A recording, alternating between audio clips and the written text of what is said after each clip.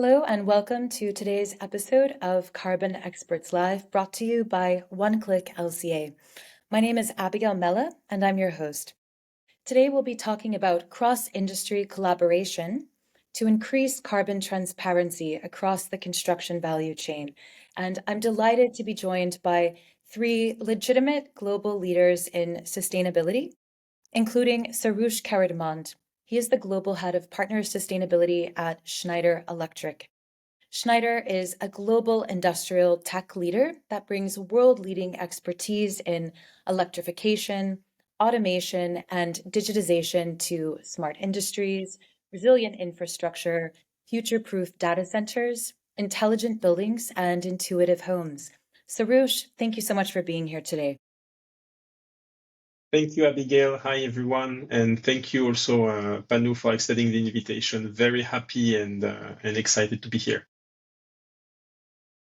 Next, I'm pleased to introduce you to Mark McKenna. Mark is the Global Sustainability Director of Arcadis. Arcadis delivers intelligent products and solutions that address the challenges of climate change, energy affordability, and livable cities worldwide. And they go beyond traditional design, engineering, architecture, and consultancy by using data-driven insights to co-create tailored solutions and environments. Mark, thank you. Thanks, Abigail. Pleasure to be here and speak with you all. Finally, I will introduce you to Panu Pasanen. He's the CEO and founder of OneClick LCA. OneClick LCA is the leading end-to-end sustainability platform for construction and manufacturing. Its AI-powered software decarbonizes and drives sustainability with scientific, easy-to-use, and automated life cycle assessment and environmental product declarations to calculate and reduce the environmental impacts of building, infra, and renovation projects and products. Panu, thank you for being here today. My pleasure. Thanks.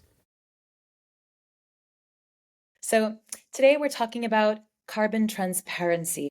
And to do that, we're going to draw upon a global carbon emission reduction insights and data from OneClick LCA's 2025 Carbon Experts Report.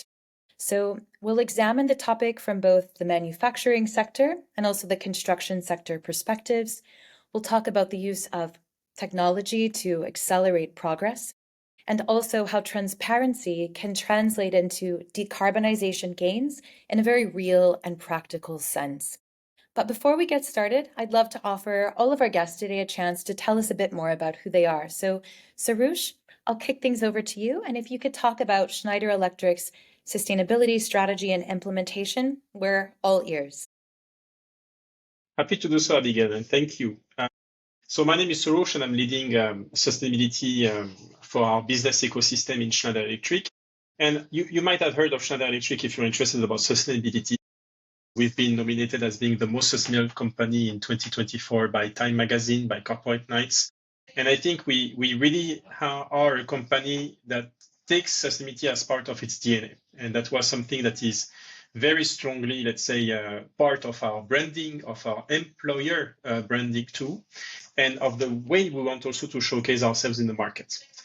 So in that case, usually when you talk about sustainability, and I think Schneider is also walking the talk, many people think about what you can do for your own company, your own operations, and so on.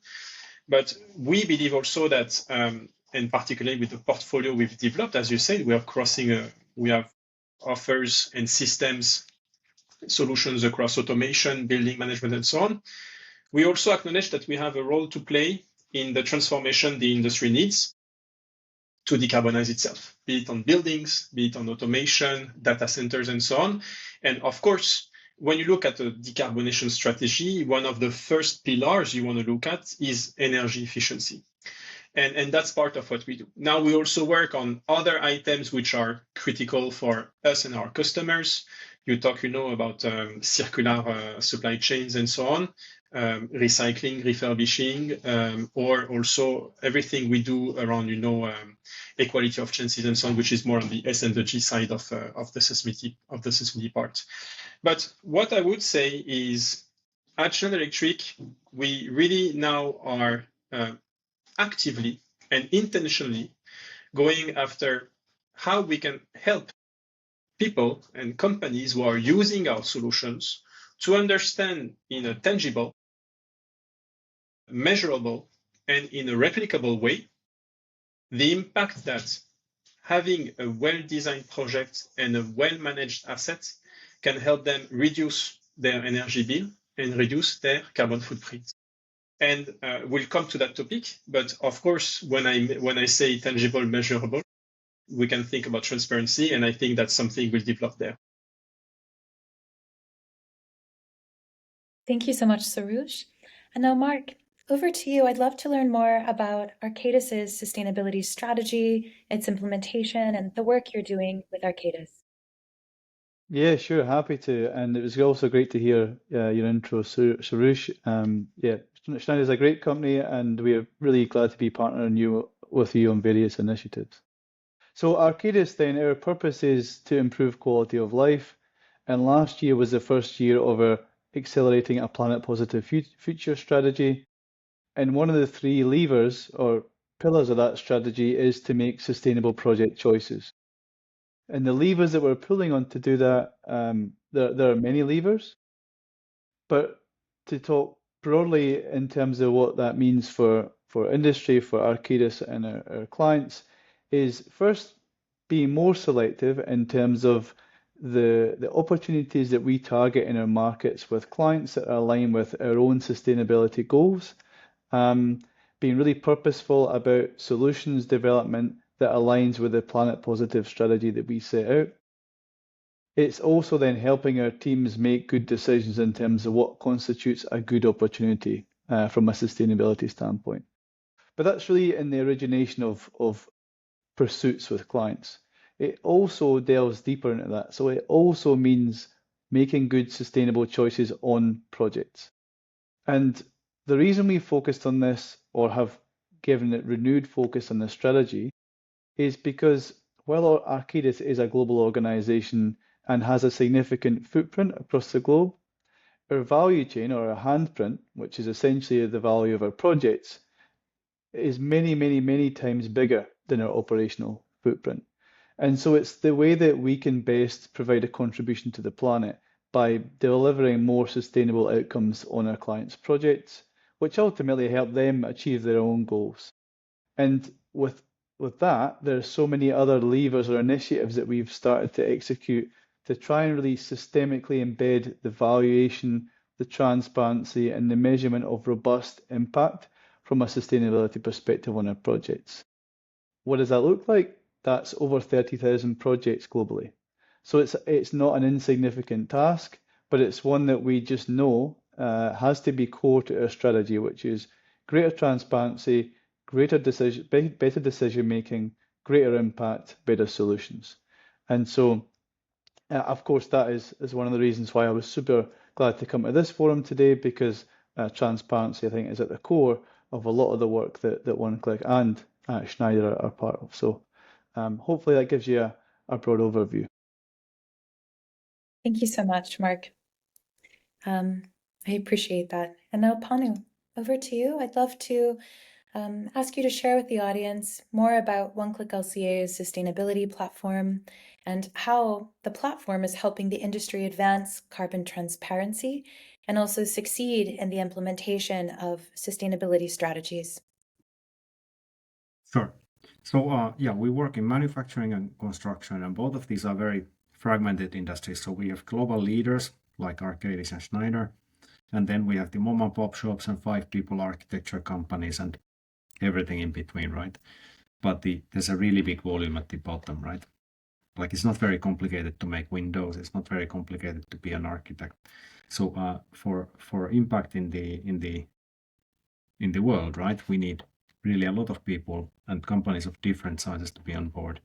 So what we are trying to do as a company is we're trying to democratize this as much as possible. So we provide education, and then we provide data, and then we provide software. And how we go about that is OneClick LCA is a single platform where we can allow customers to access different tools, so they can work on carbon assessment tools, lifecycle assessment tools, circularity, biodiversity, microclimate, greenhouse gas accounting, CSRD compliance, you name it. but all of it working together and all of it intended to be used very early in the design. So not just for disclosure, but to shape what you're about to do. And obviously, we are doing all that we can to make it as efficient and reliable as possible, and it includes APIs, integrations, AI, a lot of stuff. Fundamentally, the purpose is just scaling the impact in the industry with the leaders and with the followers. Great. So this provides context as we now move into the topic of today's show, which is to explore what's driving carbon reduction progress, to examine barriers to that progress, and also to explore solutions about how we can move things forward. And we're going to be surfacing data from the 2025 Carbon Experts Report, which was recently published by OneClick LCA. The first data point I'd like to surface is that in this study, 89% of our AEC sector respondents said that availability to and access to EPDs is a barrier to decarbonization. And I wanted to kind of kick things off by asking how AEC firms and manufacturers can collaborate better in this area. And Mark, I'd love to pass this over to you first to kick off the talk.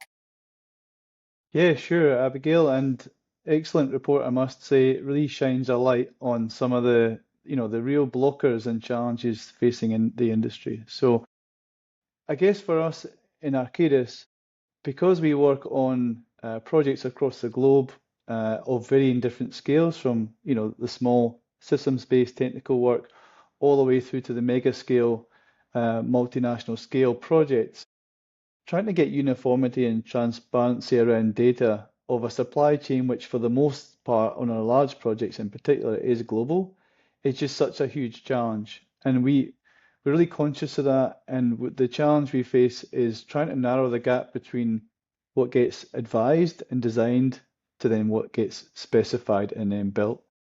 And in a lot of cases, we've seen the barrier, or maybe perhaps one of the IP concerns from some of the manufacturers and product specifiers has been, I guess, a reluctance to give that data up, which is their IP in a lot of cases, in a really competitive environment. And I think that is a challenge for us, because we want to make sure that whatever we advise and design on is specifiable and is buildable, and there's enough flexibility in the procurement to actually allow leading companies to come in and decarbonize further. So that is a challenge for us, and I think I may pass to Saroush, who can perhaps talk to what he's doing on the other side of the value chain, because we need more companies like Schneider that are providing that accessibility to their information. Thank you, Mark. And I think we all know Arcadis is one of the leading firms globally, really working with investors, landowners, customers to build their projects. I mean, to design and specify those projects. And when we've been discussing with them, actually the journey started a few years ago. We saw that very often. And you remember I've been mentioning that mantra of mine, which is tangible, measurable, replicable. We've seen really that companies struggle really to understand what they get, right? And I think there is even a term in the industry, which is the performance gap, right? And the performance gap can be only addressed through proper transparency on the build side, on the operating side. And here I think we're talking about mostly the build side when we talk about embodied carbon and the work that OneClick LCA does. Not exclusively, but it's a big aspect. So we started that journey really saying, hey, if we want to serve our customers, and it really started with a customer focus, even before the compliance part, we need to fast track and invest into building and providing that data.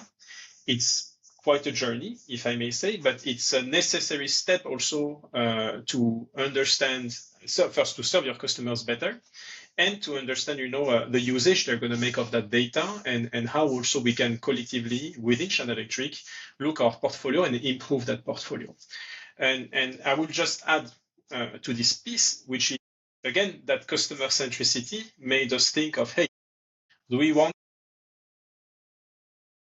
top customers like Arcadis to go on a website and click to get a PDF and download it and putting somewhere, etc., which is clearly not the usage of the industry?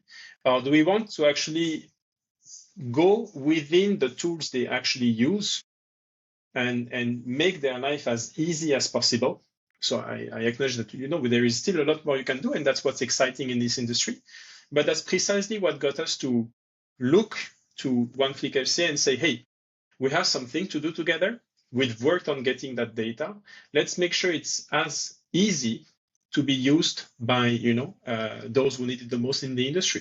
And that's what got us to start that partnership with One-Click LCA. So if I continue from here, Mark started highlighting that they need information, but they also need to be sure that the data is specifiable. In some countries, you have to have 3 options that you can, choose from, because otherwise the specification is considered illegal. And Saru highlighted making the data accessible to designers. So how we are looking at making this happen is that we are integrating all the data in the world to One-Click LCA platform, and then we provide it to customers through various tools and applications. Some of them are for LCA, as you can probably guess from the name.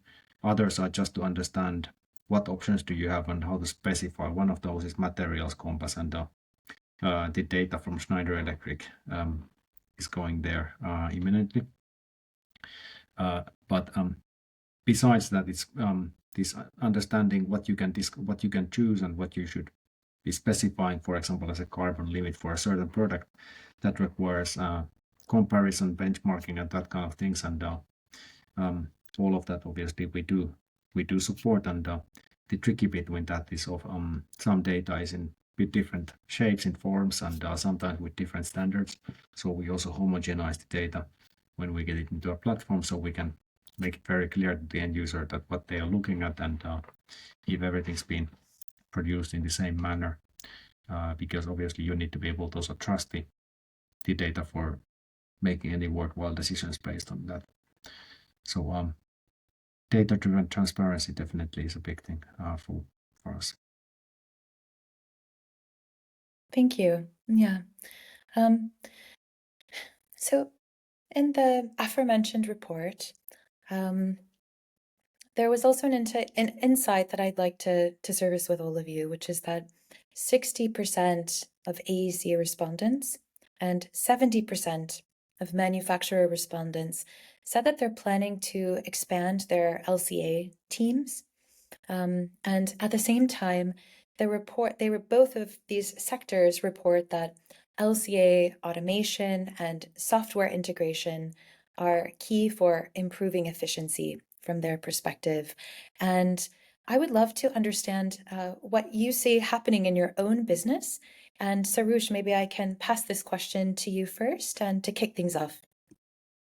Sure, happy to take it. And I'm sure Mark will have actually much more to add on how, what we're doing is being used and hopefully useful in the work of organizations like Arcadis. If you look at sustainability, even though you might have a slight wind change with the latest elections happening in the US, long story short, you could say that there is a regulatory demand. And more investors and portfolio owners will want to understand what they're investing in, and including on the carbon front. And this trend, I think it's a trend that is long-term. I think that with climate change is obviously not changing. If you talk climate change, you talk risks. If you talk risks, you want to understand how your portfolio is exposed to it. And you want to understand, what you're doing to mitigate or, let's say, address the risk that you're exposed to.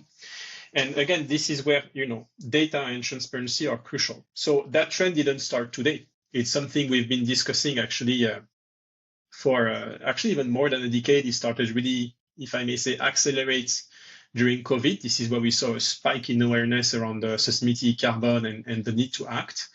And we are, of course, hearing those two. So we really started working on environmental data a few years ago. And actually, I may say, but I think we acknowledge it just not in our industry, but also, in adjacent industries, even in our competitors, that more and more data will be required. There is more and more investment in getting accurate environmental data, life cycle analysis, and so on. And there are two actually cases to that. One case is, hey, my customers need that information to be able to take the right decisions. And there is also a benefit to this, which is on our end, by understanding also the footprint of our products, our systems, we're also much more able to detect what is at risk and how we can act on that portfolio also in order to, act better on our own footprint, but also advise our customers better. So I would say there is no losing game in actually having visibility on your footprint. And I think there is an overall acknowledgement from the industry, from those trends, meaning regulations, customer requirement for data, and also the decarbonation that every company needs to go for. And I think it will be, it's not a trend that is here to stop, quite the opposite. I think it will accelerate again in the few next years. So LCA is becoming a need. And as you say in your report, which is very well written, yes, investments, scaling up teams on working on LCA is only a trend to grow here. And that's why also, companies like OneClick LCA will really help actually aggregate that, make it easy to access and easy for decision making, are key in bringing that data forward, because data is only as good as the use you enable users to make of it.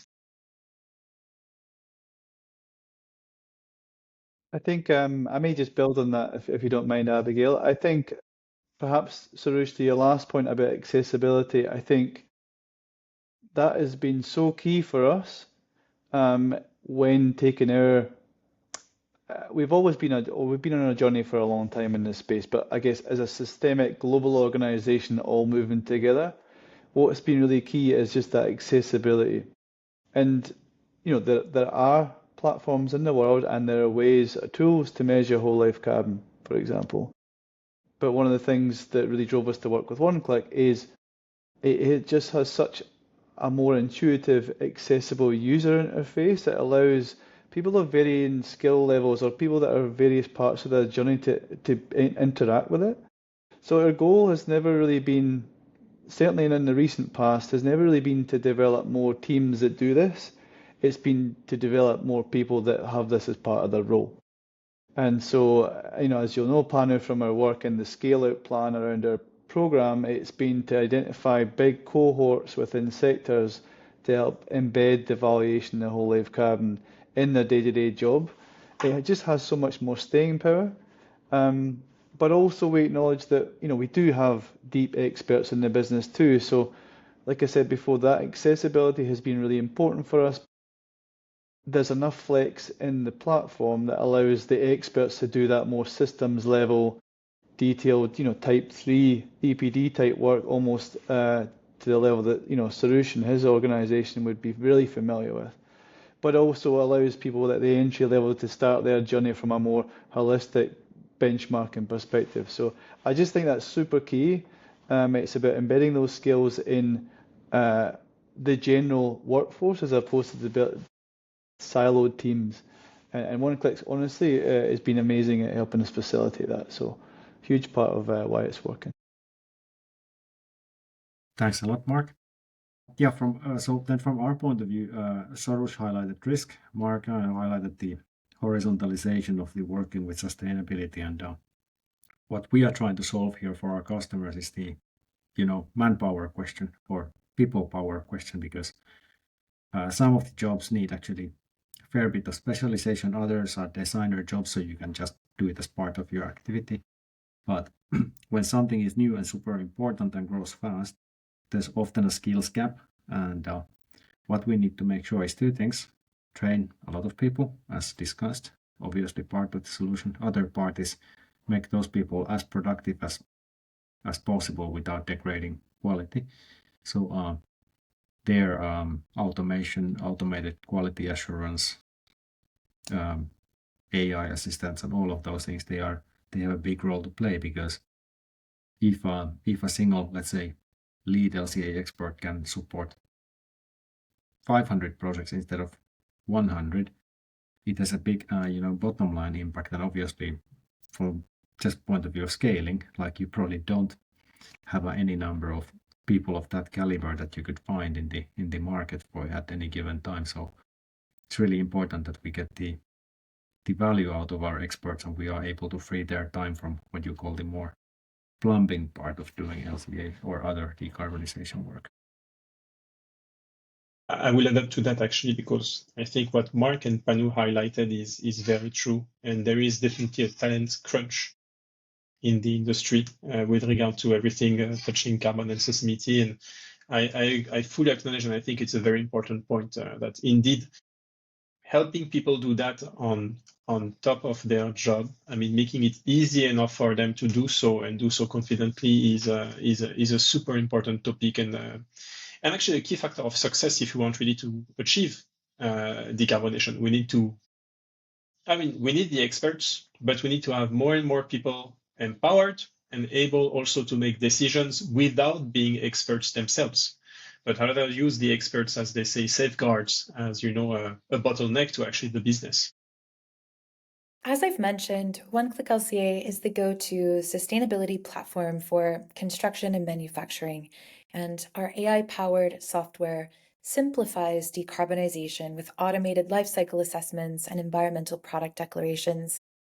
And this helps you measure and reduce the environmental impact of buildings, infrastructure, and products effortlessly and scientifically. So if you're a decision maker in manufacturing or design and construction, I'd love to give you the opportunity to connect with a OneClick LCA expert, and they can help you understand how our solutions can help you to decarbonize. So just click yes to the box that you'll see popping up on your screen now, and this will enable you to connect with us today, and our team will reach out to you shortly. And that's all I have to say, and let's get back to the conversation. I'd like to build on this idea of decarbonization. So today we're talking about carbon transparency, and this sounds great. It sounds like, yes, we all need to be more transparent with carbon emissions, but it's decarbonization that will fundamentally help our planet stay livable. So for our audience today, in very practical terms, I would love for you to talk about how transparency translates into decarbonization gains in a business and what others can learn from that. And maybe I'll pass this to you, Panu, to kick things off. Sure. Okay, so you find out that your project has a number. Great. Doesn't do anything for the planet. What does is that if you know what are the steps you can do to make that number lower, and that requires basically three things. First thing is timeliness. So by far the most important is that if you are able to assess the impacts before you have committed to things, because if you learn of the impacts that you could have improved post factum, like, doesn't do anything. The second is actionability, so that the changes you're proposing, they need to be readily accessible. I mean, just from a very practical point of view, if you are having a better supplier for a product that does substantially the same thing, Soroush surely has some product range options which you can choose from. That's the simplest, because you just change A to B, right? You don't need to do very complicated thing. Other times it can require rethinking the design approach. So if you design a different floor slab system or frame system, then it's going to be potentially even different designer in our case or similar. But anyway, it has to be actionable. And the last thing, and not necessarily the most trivial, is access to power, because you need to be able to go and tell why these are the things we need to do to the person or persons who actually are authorized to decide that. And construction value chain has a lot of, organizations in between. So you can have somebody who funds a project, and then they commission a, services company to coordinate the project for them. And the way the decisions are made can become sometimes complex, but so timeliness, actionability, and access to power, I think those are the really the key things here. Yeah, I think I may just add to that, Panu. I think I agree absolutely with everything you said. I think one of the things that really helps too, and it's something I think is broader than Arcadis and this group of organizations, is just moving away from a culture of storytelling being the primary narrative in terms of how we measure sustainability. And I think if you looked at any project across the world, I'm sure someone on that project can tell a really great story about something that's positive on that job that is contributing to the Sustainable Development Goals. But what we've seen is that's kind of been over exaggerated and been really prevalent as the metric for how we value sustainability and decarbonisation. And so I think just being more transparent, having the data, just transitions us towards a performance impact driven mentality, and it brings everyone together, levels the playing field, moves the industry forward. And I think you're spot on. I think just having that accessibility of information to make better decisions.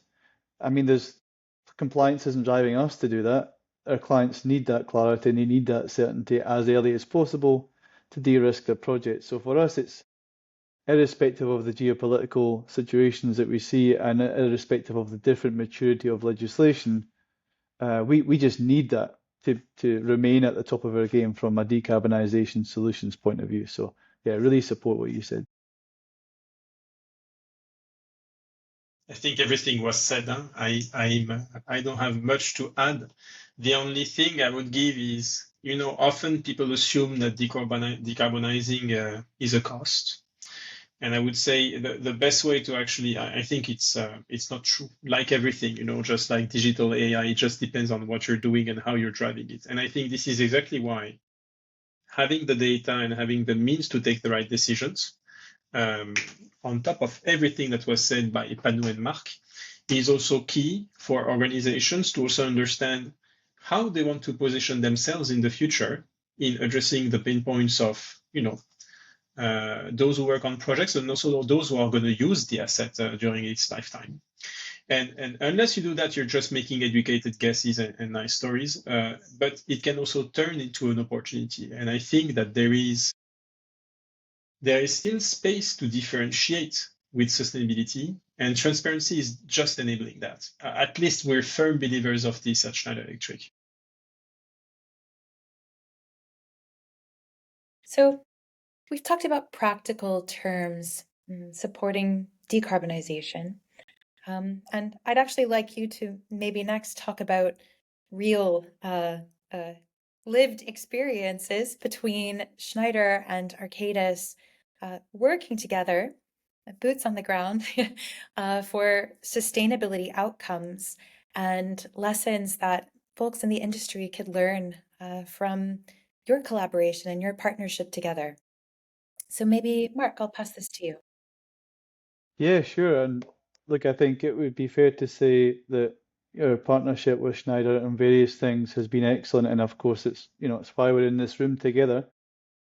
I think it's important to flag initially, though, that Arcadis and Schneider are competitors, but we're also deep collaborators, and we do that at different levels. So we support and work with them on projects. Some of our data center work, for example, is in really close collaboration with Schneider.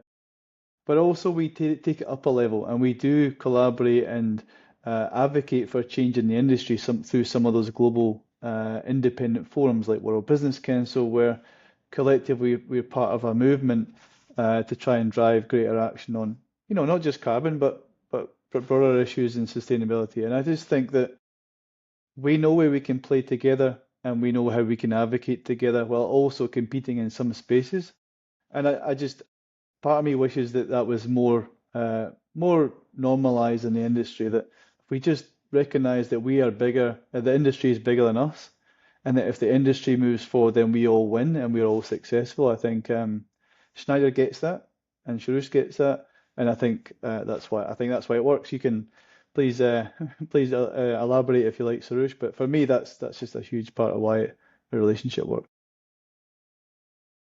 I completely agree with what Mark said, and I think that for us, the opportunity to work with a company like Arcadis, I mean, we have to acknowledge that we don't have all the answers. We have to acknowledge that there are some things that we master, some things where we're learning, and here we collaborating with companies like Arcadis is just the best way for us to serve better our customers. And I think this is where collaboration really takes its full value, right? What are the things that you're really good at? What are the things that other companies are really good at? And how can you, by combining those, really multiply the value that you're bringing to your common customers and the projects you're working on? So when we look at the work we're doing with Arcadis, be it on infrastructures, buildings, data centers, we have some knowledge around active energy management and electrical systems, mechanical systems, but Arcadis spans in such a larger amount of, if I may say, verticals and on different side of projects. So the amount of, let's say, information, feedback, insights we can get working with a company like Arcadis for us is really a way to, not just give ourselves a pat in the back, but also understand what is it that we can do better to help Arcadis, but also their customers in taking the right, I mean, of course, first deciding for what we are doing, but also being able to do so in a way that is really meaningful for the business metrics and also ESG metrics they're looking at.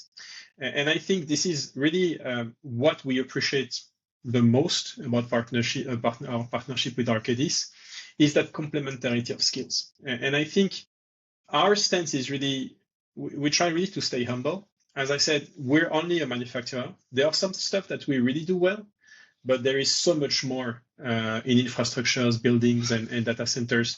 And this is where, again, without collaboration, you cannot first serve your customers in the best way, but you also quickly lose track, of how the market is moving and how you can serve best, the agenda that we commonly want to push. So maybe the next thing I'd like to ask, and perhaps build upon what you've said, Soroush, is why should folks in the industry care about carbon transparency right now, today? And I'll pass that over to you, Soroush, to kick off. Sure, and happy to give my closing comment here. As I said earlier, climate change is a reality, whether we like it or not. We just passed the 1.6 degree or 1.5 degree, I think, last year. And it's a dynamic that's happening. With climate change, with scarcity of supply, energy crisis that we also had in Europe a couple of years ago. Long story short, it's happening. If you're a business leader, you're a CEO, your role is also to look into the risks and understand how you're mitigating them and how you make the projects, the company, the investments that you're making performant, but also resilient.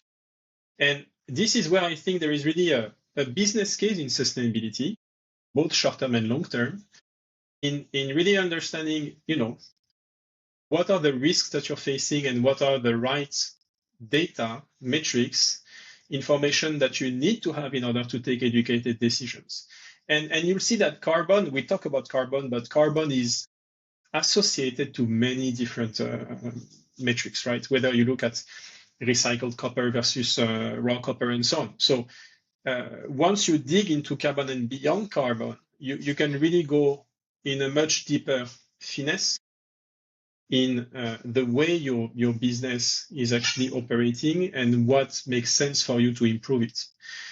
On top of that, as I said, regulations. People might say, that we have a slowdown in regulation, that the CSRD is delayed, but a delay is a delay. It's not an abandonment. And we see, or at least we believe, that carbon data will become a must. It's already a must in most projects, but it will even more become a must as we go. So it's not a trend to stop. So looking at those two things, the way the market is going to move and how you, assess and mitigate your risks and look at your business to position it, and regulations, it's just a no-brainer to to go for that for those trends and see how you position yourself. And transparency is a key enabler to do so. I could go on for hours, but I'll stop here. Funny, So I'll leave it to you. Yeah. So it's about who do you want to be able to sell your services or products, right? So to simplify, let's cut the market, the pie in four slices. One quarter are the leaders. They will have demands. They're not going to work with you. They're not going to buy from you if you don't fulfill their demands. Okay. They have good purchasing power. And they may be actually willing to pay a premium. You want to sell to them or not, your call. You won't if you don't have this in Nick. Simple. Second, like the second quarter, those are the projects which are funded by money, which cares about what the money is used for. So the investors will be pushing the requirements. It's not necessarily as progressive a project from Schneider or Nike or whoever, but there's going to be somebody who underwrites it and who will push for questions. Then there's the third quarter. Those are the projects which won't move substantially unless there's a regulation. So then you will look into your national government constitution and what they're doing about it. They will move, they won't move. And then there's the bottom quarter, which is maybe renovation projects and that kind of thing, where typically there's less renovation, but you're going to be cut out of so much of the market fundamentally if you don't manage this. Like you're just going to be pretty much as not knowing how to use a computer. I think that's well said, Panu. I think it's something that we recognise, and to Sarusha's points too, that we as Arcadis need to be on top of our game and deliver sustainable solutions. And we can't do that without transparent data, because then we can't benchmark ourselves against what good looks like and what business as usual looks like. But I think just to your points, I think that is really something. There's something to be said about having faith in what the broader macroeconomic or broader societal issues are, irrespective of what's kind of happening here and now and today in some markets. I mentioned earlier on that there is definitely a trend at the moment of, I call it the big ESG correction, where in 2010, 2020, everyone made all these bold claims about what they were going to do and how they were going to decarbonize, and then reality bites, right? And then in this decade, everyone's starting to realize that actually that horizon is becoming closer, and let's just say less and commit to less publicly because that's going to reduce our risk. That's just a point in time. The area of transparency and impact, it is upon us already. And I genuinely think, notwithstanding what you said, Panu, about that kind of license to do business, I genuinely think some people will be fearing that. They'll be worried and scared about being more transparent around their climate commitments, around decarbonisation. But I just think it's a challenge that everyone has to embrace, because I think you're spot on before, both of you, that there are certain things that are not going to change. Climate change is upon us. The targets that everyone set 15 years ago are fast upon us. Those things, are immovable. So to not do anything now, it presents a bigger risk than being conservative in what you disclose. Thank you, Mark. Let's wrap things up now. I'll leave you all with a kind of final question, and this can be your kind of parting words for our audience. If all of you could just reflect on how the industry can collaborate and come together to increase transparency. And maybe Mark, I'd ask you to respond first. Yeah, sure. I'll keep mine fairly brief, but Panu touched on it at the start of the session, which was around the fragmentation of the market. I think there's also fragmentation in some of those spaces that people convene as well. So there are lots of independent bodies that help industry try and bring clarity to, big picture issues. And with that, unfortunately, sometimes you get different perspectives on the same issue. And when you look at the issues globally, then that perspective just gets more and more fragmented. So I think for me, collaborating in the right spaces and being really selective about who you partner with the aim of actually trying to create tangible action, is just really important. There's no good being in part of forums that ultimately are just sharing what everyone knows. As much as knowledge transfer is important, the road towards decarbonisation and net zero is already well defined and clear at a high level. So it should be more about action and less about sharing stories. So I think that for me is something that I would finish with, to say, be really careful and selective of who you partner with, to make sure that you've got meaningful goals and you're action oriented towards net zero. I think it's a beautiful point. I was actually about to make something very similar. I would just add to that it starts by knowing your data. Know where you stand, know what's important, map it against your risks, so that you can from there really take the right decisions and really look at, where are your strengths and where are the areas where you need new skills and where collaboration can come to, help you move and also help your customers move, because I really believe it's not just about your own company, it's also about the way you can serve your customers and differentiate yourself in the future, because those trends will keep going, and your customers will also have increasing needs with regards to their own decarbonation, and soon other issues will also come, like water usage, biodiversity, and so on. So how can you be part of that solution? And knowing where you stand is just a starting point.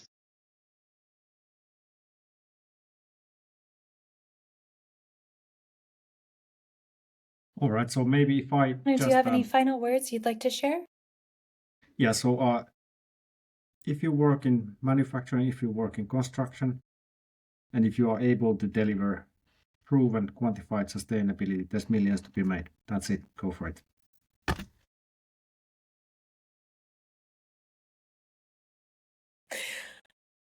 Very well said. Thank you. All of you. So Mark and Panu and Sarush, it's been an absolute treat to be with you today. Thank you so much for joining this forum and conversation, and thank you all. Thank you very much for having us. Pleasure. Thanks for the conversation.